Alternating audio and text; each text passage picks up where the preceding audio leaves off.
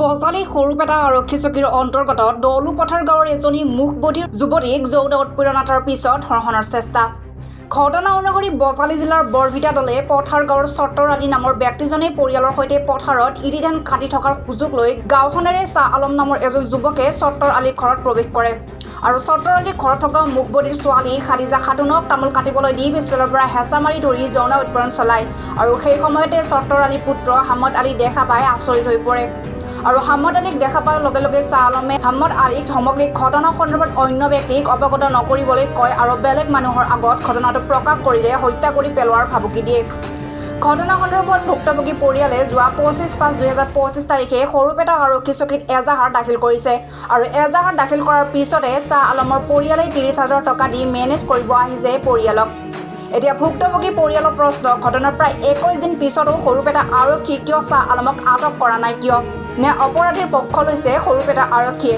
কেতিয়া আটক কৰিব শ্বাহ আলমক? দিশহাৰা পৰিয়ালটোৰ এতিয়া ভৰসা হৈ পৰিছে সংবাদ মাধ্যম যোগে বজালী জিলা আৰক্ষী অধীক্ষকক লৈ আহ্বান, আমাক ন্যায় দিয়ক। মইতো আমি মোৰ পৰিবাৰৰ মই আৰু মোৰ ল'ৰাটো ধান কাটি আছিলোঁ এই পথাৰত, অলপ দূৰ হয় আৰু কি মোটামুটি 1 কিলোমিটাৰ দূৰ হয়। তাৰ পাছত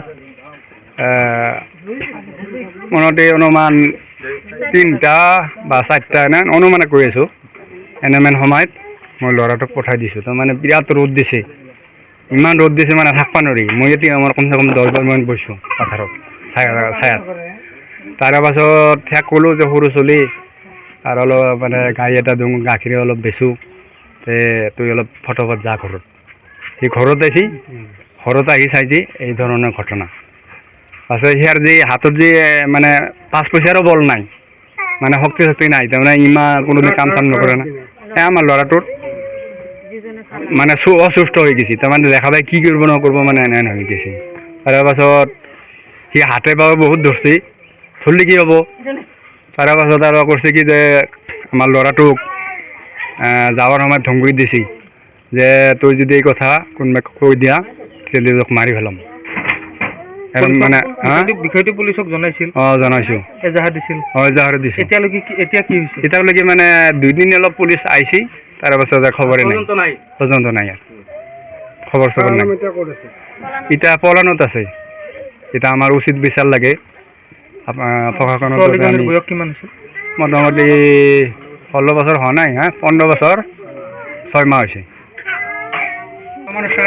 আমি সকলো ঘৰৰ মানুহ ধান কাটিব গৈছোঁ, ধান চান কাটি মই ধান কাটিব গৈছিলোঁ। ধান চান কাটি আহি 3:30মান বজাত মই ঘৰত আহিছোঁ। অহাৰ পিছত মানে সেই শ্বাহ আলম নামৰ মানুহজন, শ্বাহ আলম নামৰ মানুহজন মানে মোৰ ভণ্টিৰ লগত মানে বেয়া কৰ্ম কৰি আছে, মানে চেষ্টা কৰিছিল। পিছত মই আহি দেখা পালোঁ, দেখা পাই কিনে মই তাক ধৰিছোঁ। ইয়াৰ হাতত বিভিন্ন ধৰণৰ মানে কি আছিল, কাঁচি থকা দেখা তেওঁক মই ঘৰত নিলোঁ। ঘৰত নি সি পিছত মই যেতিয়া নেকি মই দেউতাক কল কৰিব খুজিছোঁ, তেতিয়া সি ঘৰৰ পৰা মানে দৌৰি বাহিৰত ওলাই গ'ল। মই তাৰমানে ঘৰত নাছিলোঁ, মই পথাৰত গৈছিলোঁ।